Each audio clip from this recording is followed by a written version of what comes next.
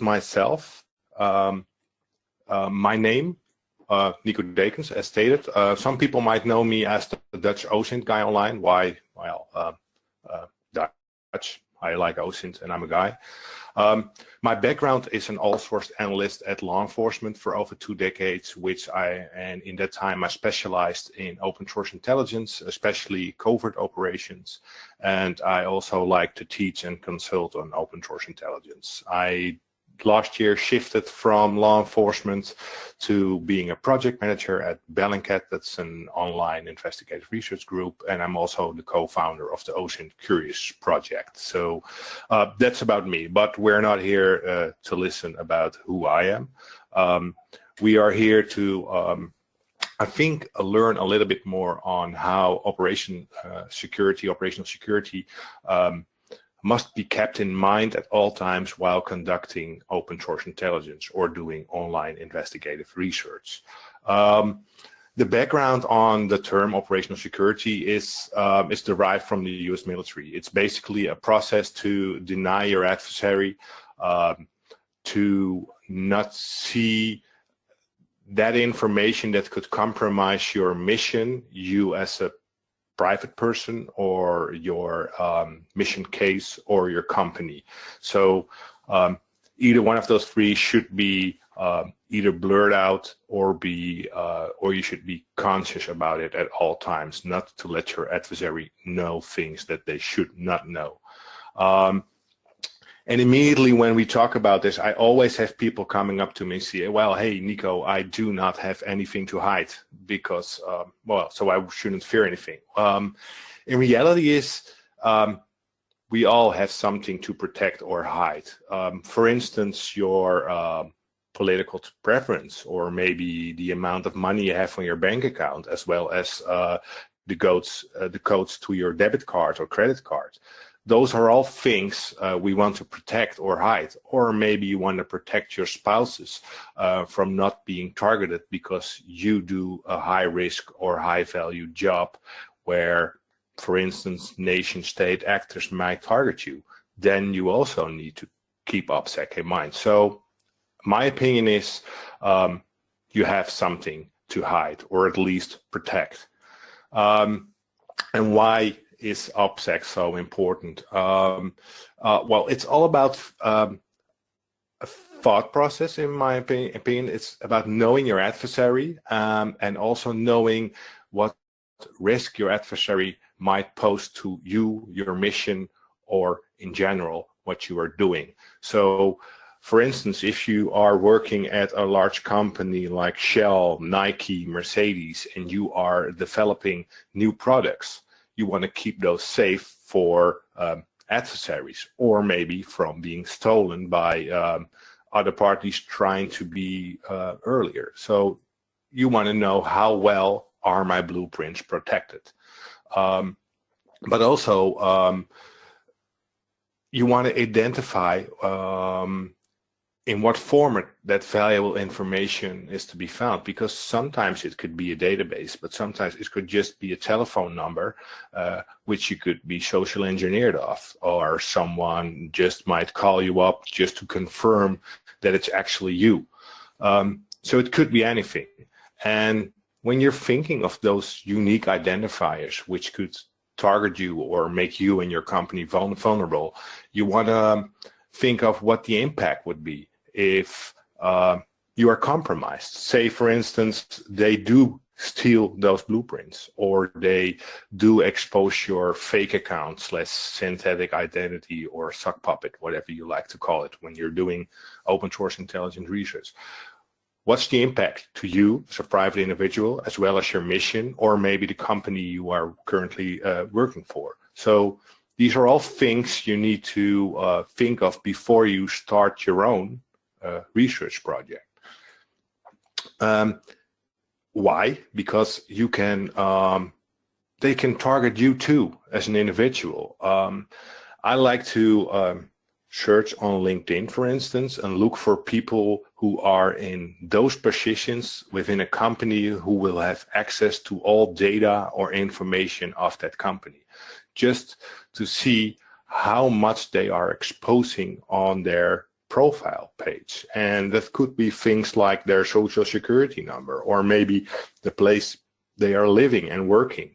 But also information coming from social media like sporting apps. For instance, a while ago, you had the sporting app called Strava exposing information about military personnel all around the world on undisclosed military bases.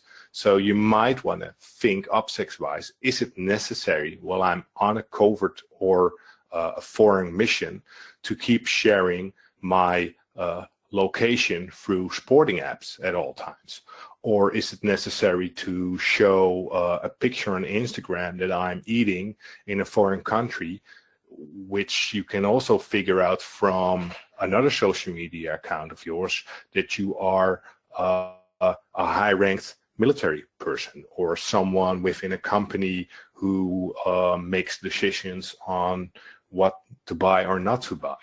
So these are all things you want to keep in mind, but also you want to keep in mind what family, friends, or maybe colleagues are sharing about you, your mission, or maybe pictures, video, which you don't are in control of, but you can still be aware of, and maybe point out to someone, hey, you've posted my name in this article and it's not correct, or I do not want it there. Can you rectify it or something? So these were just a few pointers, especially keep in mind the email accounts and passwords. Is it always necessary to show all your email accounts everywhere or your nicknames everywhere? Because they could make you vulnerable, as well as geolocation information. It's not always necessary to share that you are on a holiday or having dinner somewhere or having a barbecue party somewhere. It might pose an actual risk, because when you're not at home, I could burglar your home, for instance, if you don't have security measures in place. So that points me to some OPSEC fails. This is in Dutch, but I'll translate. This was a Dutch union from the police union, and they were going on the streets demanding better working conditions, and which is perfectly fine, because they they actually deserve it. But the OPSEC fail here is that the union posts on their Facebook page that there will be a secret Facebook group or a closed Facebook group which is only accessible to police personnel. And that's where it gets interesting, because they are telling us that the group actually exists, but they also are telling us you can gain access by asking it in another group called Sign Up Police Personnel. So with that knowledge, I can build a sock puppet account, ask for access, get access granted, and gain actionable, valuable intelligence. And I can tell you, I know for a fact these group actually existed, and I tried it with sock puppets, and there were things shared in there that shouldn't be shared openly. The groups are gone by now, luckily, disclosed right, but these are things that are not in your control, but still can pose a real operational security threat to your company or you. But these are things we as open source intelligence investigators can leverage, corroborate, but also learn from for our own missions. Another example of this is from Bellingcat. They figured out through a platform called PIPL, P-I-P-L, which you can look up names, phone numbers, addresses, if they exist online. And how does this work? They buy aggregated data. So if you don't read the terms and conditions of an app you install, for instance, a flashlight app, you might agree to uploading your contact lists to third-party platforms, which people buy. So here you see the Dutch Prime Minister and a lot of people from the Parliament Party, which their private email addresses, their private home addresses, their private phone numbers are in here, and they didn't put it in here themselves. These were other people knowing their personals, not being aware of what they agree to when they install certain apps, because they do not read the terms and conditions. And I agree, sometimes these terms and conditions are like 500 pages long, change all the time, and are put in a language no one understands. But still, it's something you should be really aware of. But also, again, it's something we can use and leverage to go in depth in our open source investigative research. But it isn't always the online landscape which provides open source intelligence. Here's another example of Kanye West, the rapper, having a visit at Trump's office, but he types in his unlock code for his phone in front of national TV and all cameras. Now, this is still online and out in the public, but you can imagine when you tail someone or you follow someone, you could in potential shoulder her or him and figure out their unlock code, or you can shoulder them and it might show that nickname that you are looking for, and now you know where to find them online. So these are all things you might want to keep in mind, because your adversary might do the same thing. They might look at you, tail you, shoulder you. So be aware that someone could look over your shoulder and see these things. And well, what is the risk? Who are posing these risks? Well, it could be just a curious person because they have too much time on their hands, but it could be law enforcement, red teaming actions asked to be done by your boss, maybe nation state hackers, but also keep in mind it could be ex-partners or ex-colleagues or that angry neighbor that wants to make a point. So it could be basically anyone, but don't panic. There's a little bit of help. What you could do is, when you are an open source or online investigative researcher, or maybe you're a law enforcement guy or woman, or you work in banking, you might want to, let's do an ego search on yourself this day, later on, or maybe tomorrow, and you can try and look what could be found about yourself, or maybe your boss or your company, that could pose a threat. You could just Google, Bing, or DuckDuckGo. Well, the indicators on the screen, you could do your first name, last name, and maybe your current city or your telephone number, or maybe you could just drop your nickname in there and see what's out there. And I want to point out, don't only do this in Google, because Google only indexes a small amount of the entire internet, and Bing does a similar thing, and DuckDuckGo does a similar thing, and Yandex, which are all search engines like Google, do the same thing. But I know from experience, you will miss valuable information about persons when you only look in Google. I've got numerous cases where I found a telephone number, even a password, or a profile picture from someone in Bing or Yandex or DuckDuckGo, which didn't pop up in Google. But also, when you do this and you look up yourself, probably you know what should be out there about yourself because you posted it online yourself. But try and look for those pieces of information which you didn't know about you, where you are not aware about. So maybe look for annual reports, your name pop up in. Maybe pictures at sport events you attended. Maybe you are in a shot in a video which you are not aware of.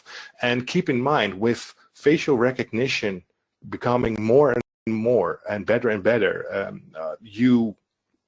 in the near future, I expect when someone secretly takes a picture of me and runs it through search engines in the future, it might show you your face in, let's say, a soccer or football stadium, and you are in the crowd, and they will say, hey, this is the picture you took, and I see a similar face in a picture from that source, which you are not aware of. And that tells something of where you have been, or where you are living, or where you are situated. So try and think of these things. That being said, you can also opt out. And there's a little bit of irony in opting out from the internet, because when you opt out, most of the sources covered in the two tips I'm providing here will ask for maybe a passport or an ID to make sure that you are you, and that they will remove that record from their database or website, which is quite ironic because you want your information to be lost. The top one is from Mika Hoffman, the course author of the SANS SEC 487 Open Source Intelligence Gathering and Analysis course, which I also teach. And the bottom one is from Michael Bassell, Intel Techniques. He's made a working book, how to opt out of a lot of sources. So if you did an ego search and you found things that you think of that should be gone about you, or maybe your company or your employees, here are some useful tips to get rid of those data entries. I want to go into some more practical tips now.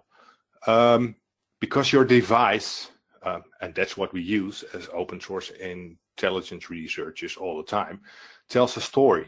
Tells a story about you as a user, tells a story about your mission, but it tells also a general story about where you came from digitally and where you're going to and what your intentions might be.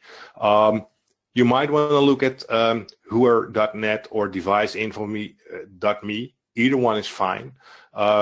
My suggestion would be do this from your research computer. Do this from your mobile phone or tablet.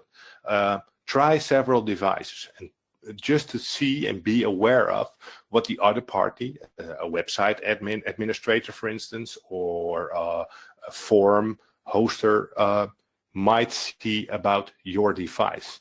When you look at the deviceinfo.me page, it already shows you the date and time you visited that exact website. That says something about maybe the time zone that I'm awake in or asleep at, the internet provider, ISP, the IP address, am I using a Tor relay, yes or no, which country is my IP coming from, but also the longitude and latitude, time zone, geolocation, but it will also show you if your device has webcams and if they can be turned on or off. It will also show if you have microphones and can they be turned on and off remotely. So it's just good to be aware of what your device is sending out while visiting web pages. And next up, I will show you a few tradecraft tips, if you might call it, and tools which you can nest in your web browser, either Firefox or Chrome, to blur out or at least deny your adversary pieces of information that you do not want to show them anymore. I want to go over these ones. It will be a handful of plugins or extensions, if you want to call them, just to make your browsing habit a little bit more safe, or at least it makes you not stand out as much as you want. First up, the browser incognito mode. Every browser has this. My opinion is it's just not working.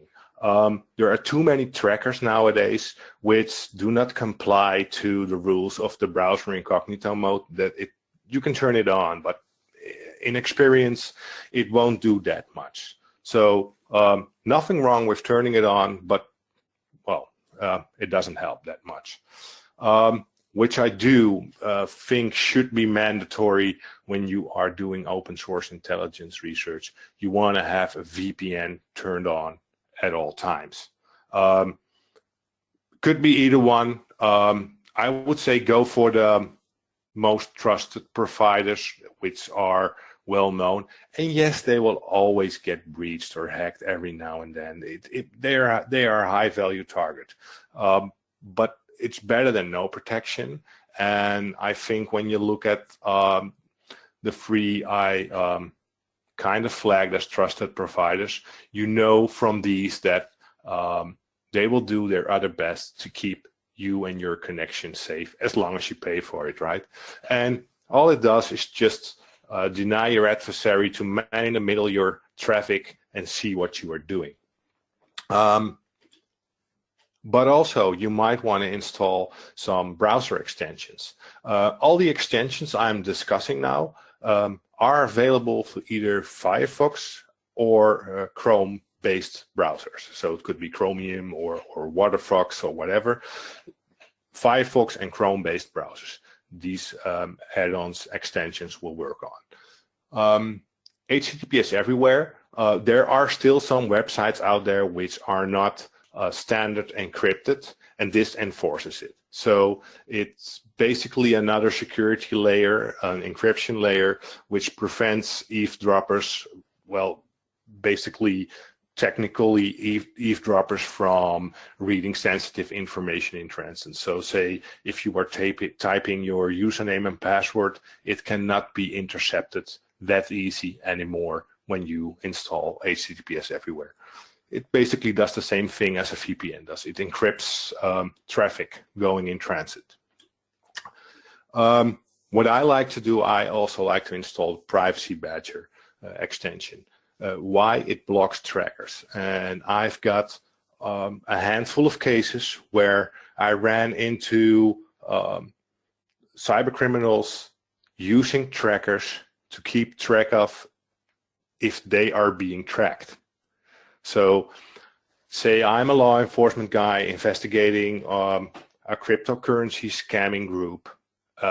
They might want to have on their own personal forums or web pages, or maybe even on their social media, certain countermeasures in place on which they want to track you based on trackers, which nest in your browser based on cookie behavior, surfing behavior, or just what you're doing on your machine. All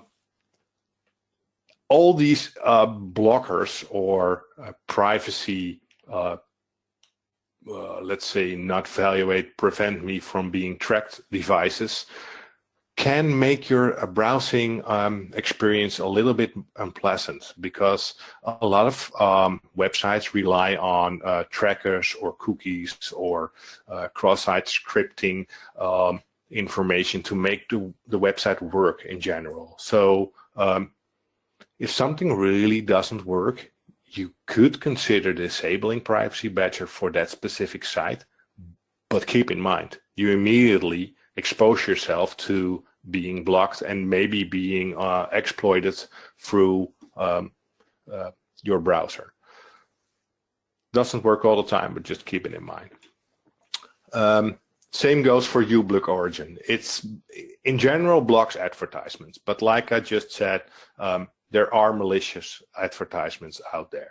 So you do not want to expose yourself unnecessarily to those vulnerabilities. So you want to turn it on. You might also want to activate through the settings menu the WebRTC IP leakage preventers. Why? Because most companies will provide their personnel with working terminals, and they will leak out the company IP address through the WebRTC, for instance. So why not prevent it by just toggling it on in the uBlock Origin extension? And there's a lot to be tweaked, but in general, when you turn it on, it will cover the basics from being exposed to risks, operational security risks. So you can go in depth, but in general, this would do. What you also might want to consider is denying your adversary information about your machine. For instance, if you're working on a Dell laptop with Ubuntu installed and a Firefox browser, that's not always normal for the vast majority. The vast majority probably uses maybe a Dell laptop, but with Windows 10 on it, with Internet Explorer. Yeah, there are still people using that, and or a Chrome browser. That's normal for the vast majority. Maybe in some country, the vast majority uses, I don't know, MacBooks with Firefox. A user agent which gives you the ability to spoof that information. So for instance, if I own Apple MacBook with Safari installed, I can make my MacBook look like a Windows computer with Internet Explorer through the other party. So that's denying them information about my machine. Still keep in mind that the screen resolutions, or maybe the amount of microphones, or maybe the amount of web cameras can still tell the adversary what my original device is through other metadata provided. But this also can come in handy when you're doing investigations, looking at it from a mobile view, because there will be websites which will only show you valuable information to pivot into while looking at the mobile version, just because the design of the website was mobile only or tablet only. But also from an operational security perspective, you just want to land on that page pretending to be a mobile device, because that's normal behavior and won't stand out to your adversary, for instance. This one I really like using. It's the Canvas Defender. Why? You can roll out 100 Dell XPS computers with a Chrome browser, but they will all have a unique Canvas fingerprint. It's the unique number assigned to, let's say, a browser or a computer. And it works in another way than the cookies or the advertisement blockers that I just told about. And it can also be tracked even when you are in incognito mode. So that's where I started out again. That's also a risk. Even when you turn it on in incognito mode, your Canvas fingerprint can still be tracked. But not while using the Tor browser, but that's not so common for everyone to use every day, let's say 9 hours a day. Most known browsers have a unique Canvas fingerprint. The only thing this does is add random noise to it, which just makes you not that unique anymore. So again, being unique is an operational security risk. Blending in poses less of a risk and makes you look like the crowd, the general public, if you know what I mean. This one I do not like to advocate that much, the script safe one. Why? Because it's not for the faint-hearted. I only would advise you to really use this if you know upfront that the target you are looking into or the sources you are looking into will contain malicious code, are owned by, for instance, nation-state hackers, and you are immediately 100% sure that they will pose a threat to you, operational security-wise, or they want to exploit you just because that is their business model. For instance, botnet builders or something like that. If you install this and you toggle everything on, it will break your browser, basically. You won't see anything anymore because it heavily relies on all the techniques needed to make web pages work. But it also, well, all these things can be used to exploit you and gain access to your company, your mission, your machine, and pose an operational security risk.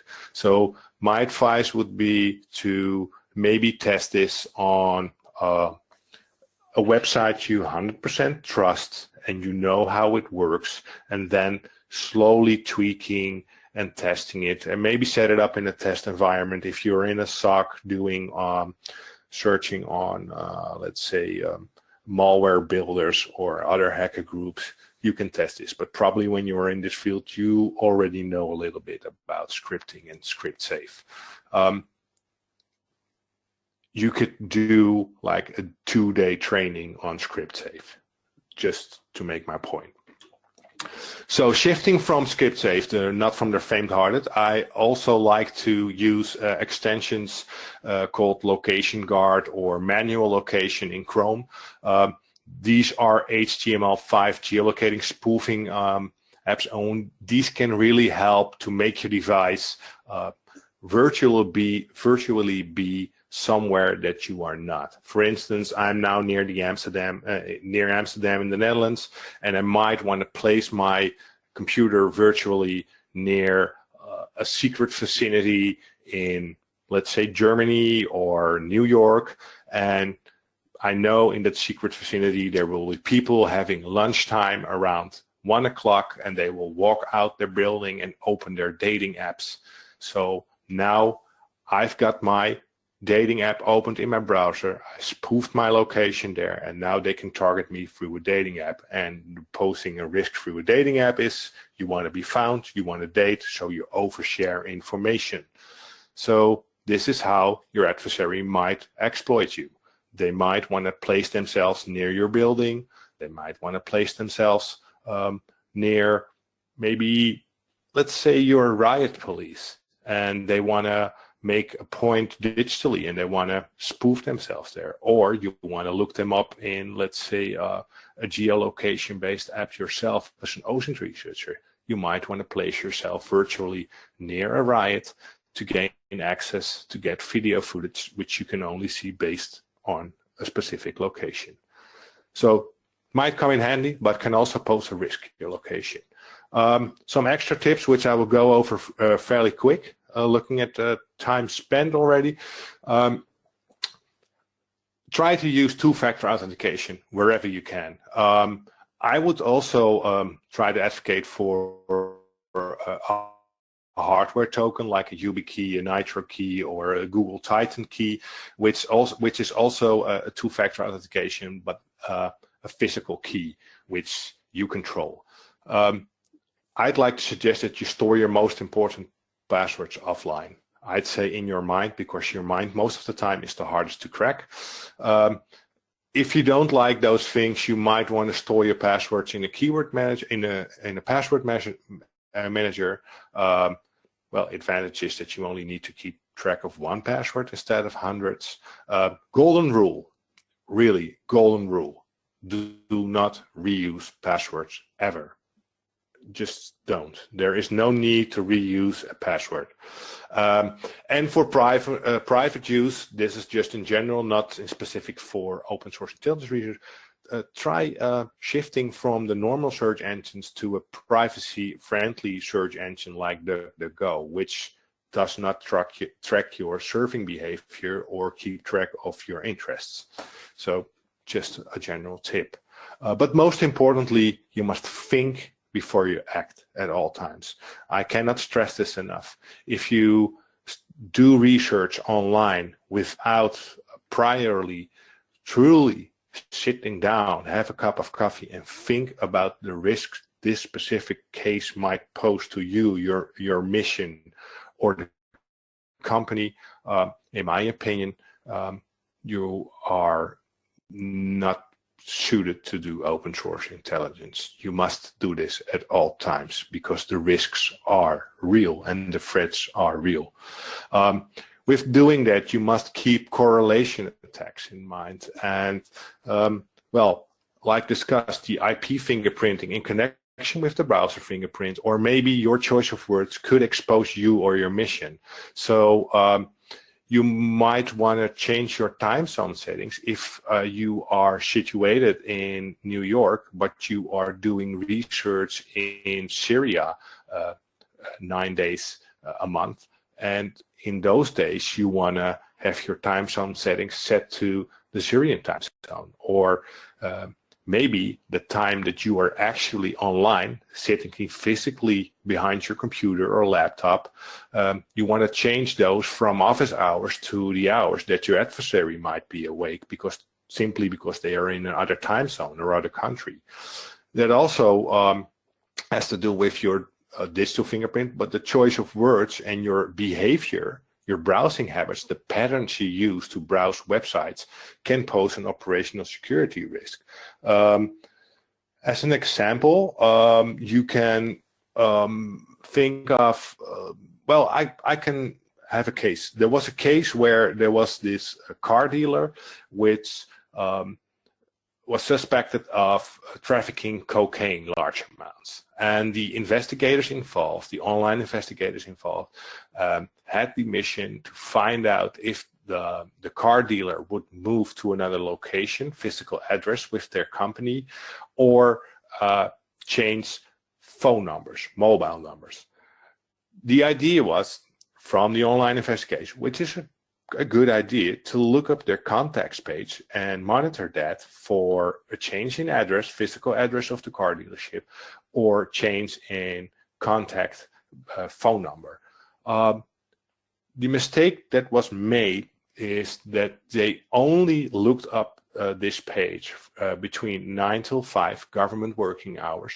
They immediately surfed to the contact page directly, which alarmed the site admin, because they saw the IP address. The IP address had a connection to a governmental ISP, as well as the time zone, as well as the direct looking for the contact page, made them wary, or at least aware, which we found out later that. What they could have done is done the same steps, but with normal surfing behavior. So if you are going to look for a car dealer, one would expect you are looking for a new car. So you could just do a general search in Google or Bing for the name of that car dealer and maybe the city it's in. So Google coughs up a link to that website.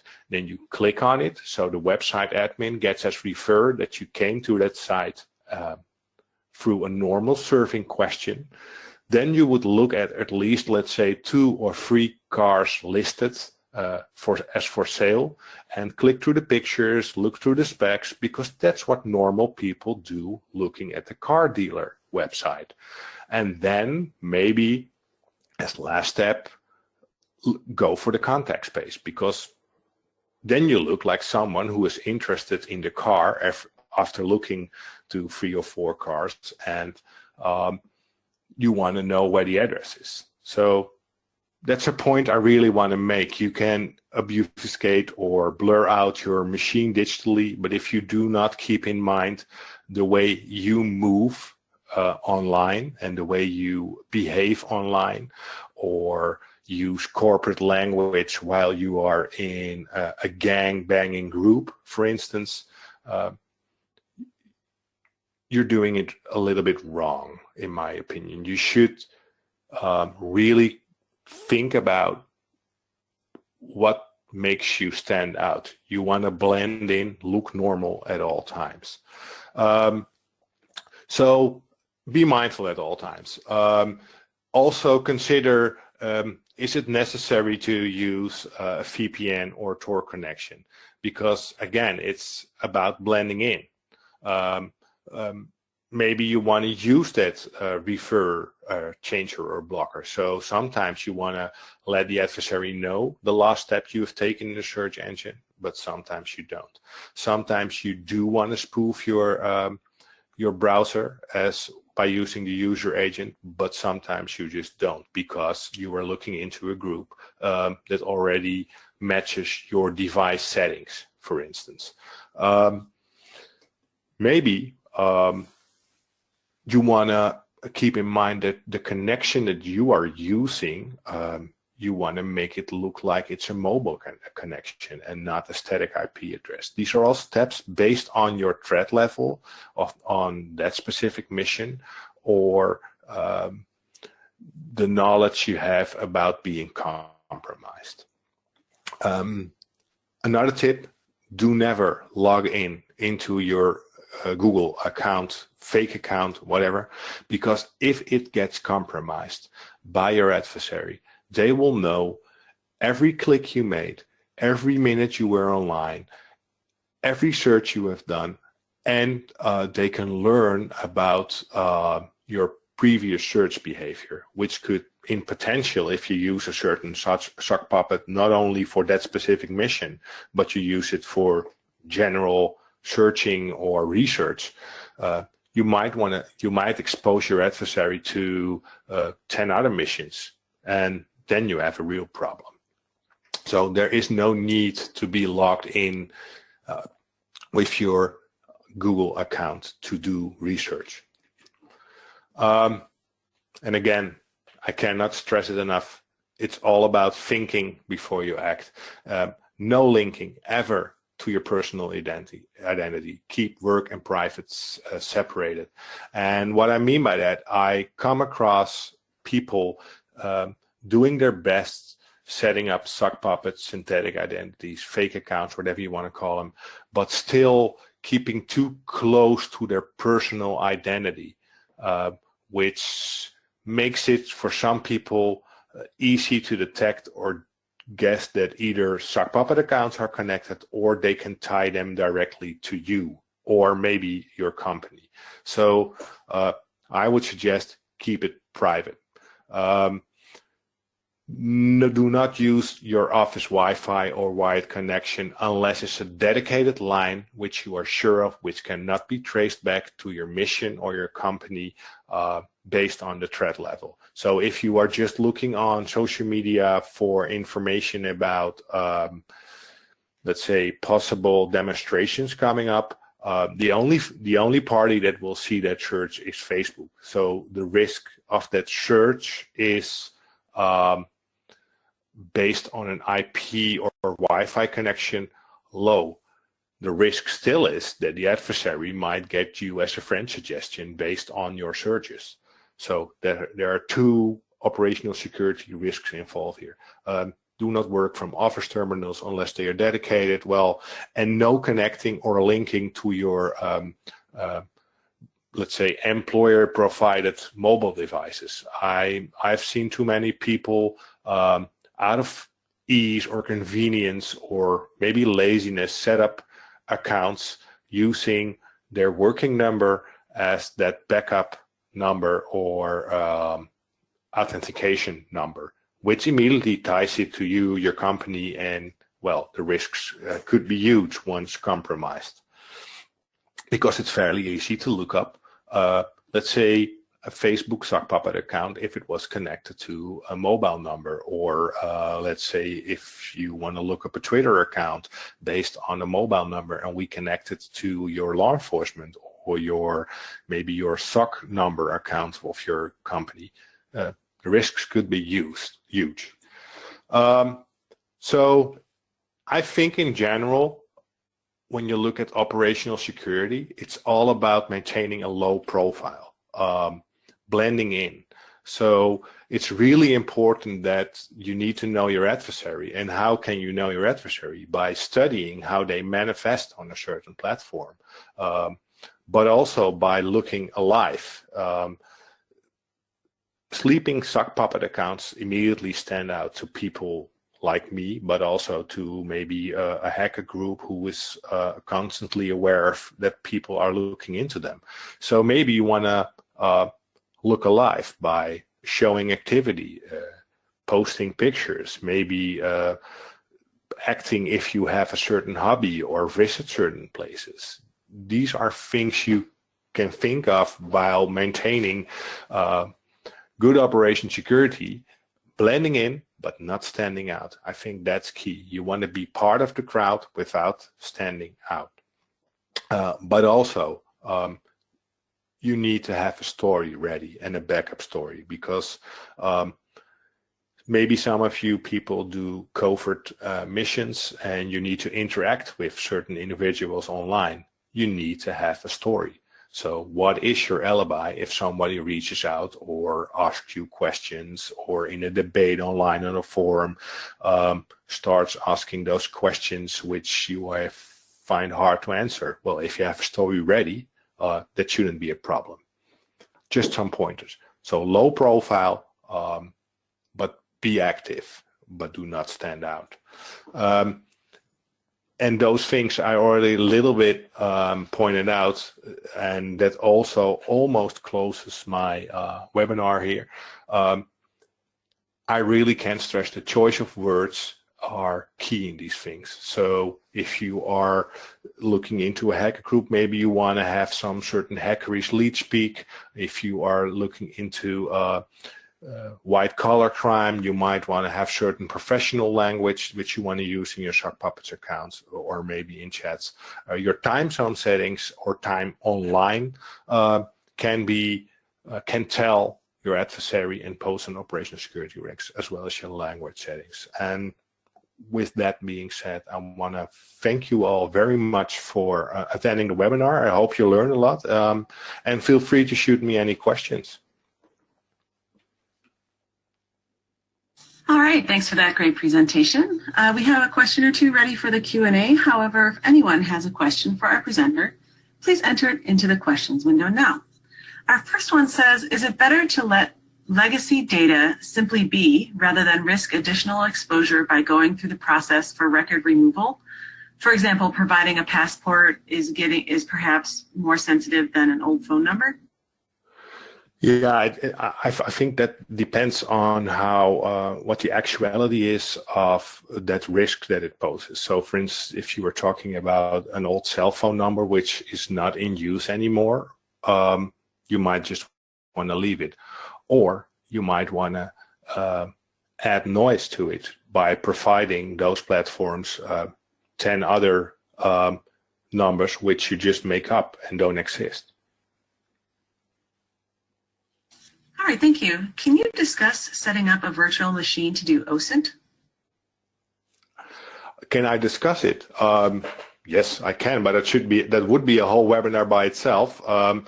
In my opinion, a virtual machine, either in VirtualBox or VMware, is just an operating system within your operating system, and that has nothing to do with denying your adversary information about that device or your mission, because you first need to tweak the settings of that virtual machine software as well as the VM itself to not make it stand out, as well as your connections.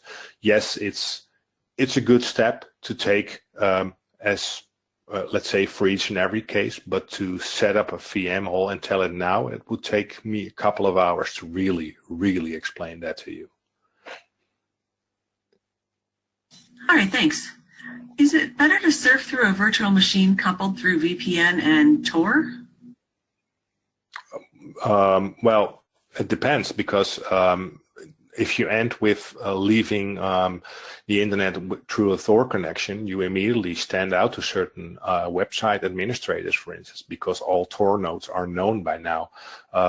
So it depends on your threat model. If you are just doing social media research, I do not immediately see the need for taking all those measures, even though those measures could be perfectly fine when you're looking in certain APT hacking groups, for instance, nation-state groups. So the measures are good, but they depend on the operational risk you have for that particular mission. Thank you. This next person asks, can suggested specific browser extensions be set up by default for proactive security? I'm not sure. Can you rephrase it again a little bit? Sure. They said, can suggested specific browser extensions be set up by default for proactive security? Well, once you install them, they are turned on by default again, and you can also keep a copy of your browser profile on, for instance, a USB stick, or you can sync it nowadays, and then it will be available on every Chrome browser where you want. So yes, it can be turned on by default, but first you need to install them all. Okay, thanks. Also, the Opera browser has a built-in VPN method. Have you used this, or any thoughts on it? Well, I've seen it, and that's basically it. I do not like to rely on free VPN providers, because in my opinion, when things are free, especially with VPNs, you eventually pay with giving up some of your privacy. Okay, thanks. You mentioned adding noise. Can you expand on the benefits of adding noise versus removing information? Yes, I think adding noise could be best because removing everything about you could raise alarm bells by itself, because almost everyone, there are always people excluded, has some sort of online presence. And like I pointed out, if you take all the measures of not being wanting to be found online, there will be people around you, for instance, your spouses or your friends or your colleagues, willingly or unwillingly exposing information about you in the way of contact information, address information, picture, videos, whatever. In my opinion, it would make more sense to add noise if the risks are not that high. If the risk of a data entry point that you found about yourself, which you are not aware of, that you didn't post online yourself, must be gone from the internet, yes, please take all steps necessary to get it deleted or get it done. But remember, a lot of websites get indexed by other websites or copied, so it's fairly hard to really delete all the records. But yeah, it's two-parted. It depends on how high of a risk that specific piece of information you want to be gone. Or you could just... Oh, sorry. Yeah, I think the noise is just a good technique to withdraw attention from something you don't want to have attention. All right, thanks. Can I use an old phone by a friend as a burner phone with a new SIM card, or will it be possible to trace it to him? Yeah, in potential, it has been in use by someone else. So the provider with the old SIM card knows information about the device and the old SIM card, but the device by itself is unique and connected to a telephone pole. So my suggestion would always be buy a clean burner phone and do not reuse someone else's device, because you never know what happened with it. All right, thanks. Do you feel that using Tor is a potential indicator in and of itself? Yeah, absolutely. So again, it depends on what you're risking, but by itself, it could be a huge tell. If you visit some of the websites I've set up for monitoring certain places, I even get pings by when a website hits me through a Tor connection. So yeah, it could be a huge risk. All right, thanks. You mentioned posting pics as part of normal activity. What plugins, tools, or settings do you suggest to cover your real location? Well, by posting pictures, it could be the most easy way would to scrub all metadata, so all EXIF information from the picture. Most social media platforms like Twitter, Instagram, WhatsApp, whatever, they will delete it for you as soon as you upload that information. But to delete location information is taking pictures which do not tie the picture to you as a research individual. They should only tie to your sock puppet or your fake identity.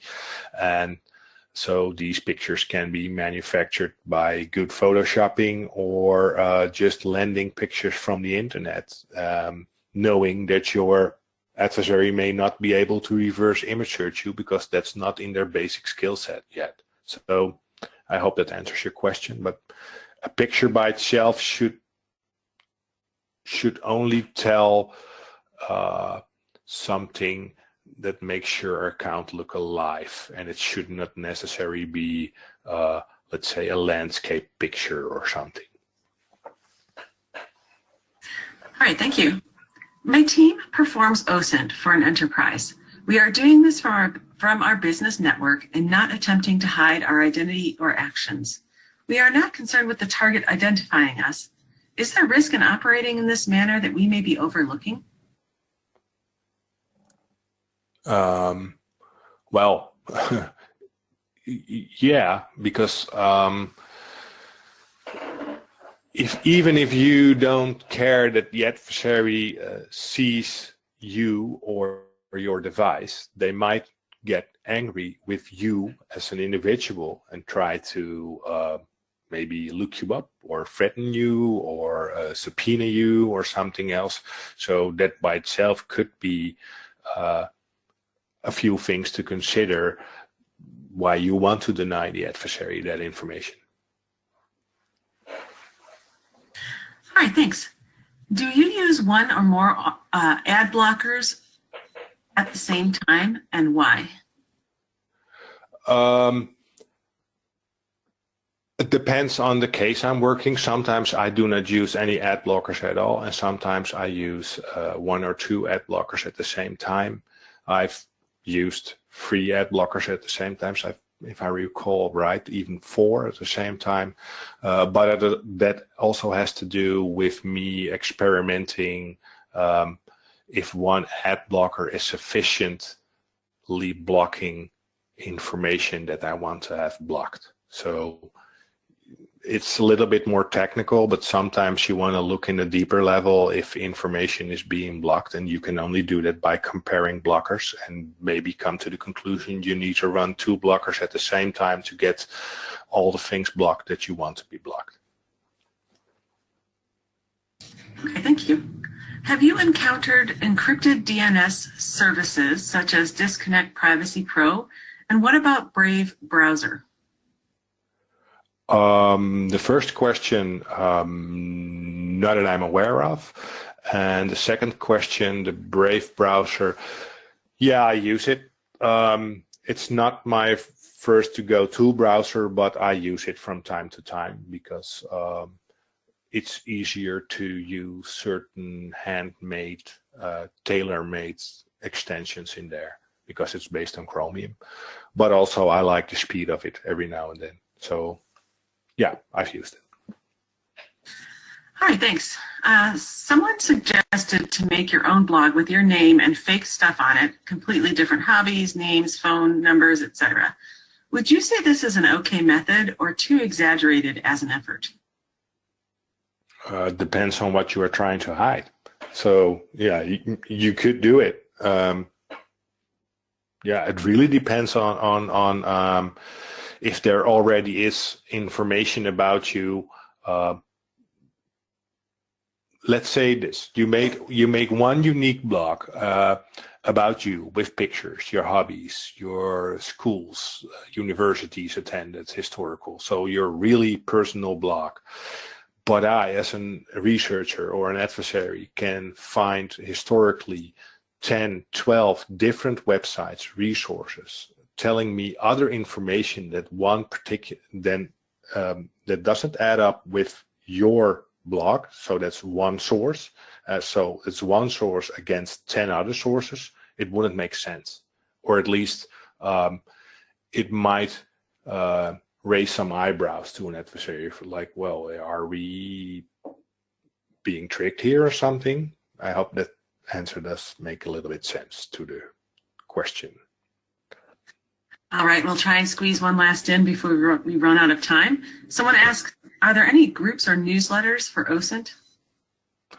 Yeah, there are a lot of groups. You have, first of all, I would like to suggest you, if you own a Twitter account, to just every now and then look up the hashtag OSINT, Open Source Intelligence, to keep track of what's going on. You can go to OSINT Curious. That's where I'm part of. We share knowledge and tips, but there's also the OSINT.team Rocket Chat, where a lot of people share knowledge. So there's a lot to be found there. Sans does a lot on webinars and training. So yeah, there's a lot out there. Just look for the hashtag OSINT and follow the white rabbit. All right, well, with that, we're out of time. Thank you so much, Nico, for your great presentation, which helps bring this content to the SANS community. To our audience, we greatly appreciate you listening in. For a schedule of all upcoming and archived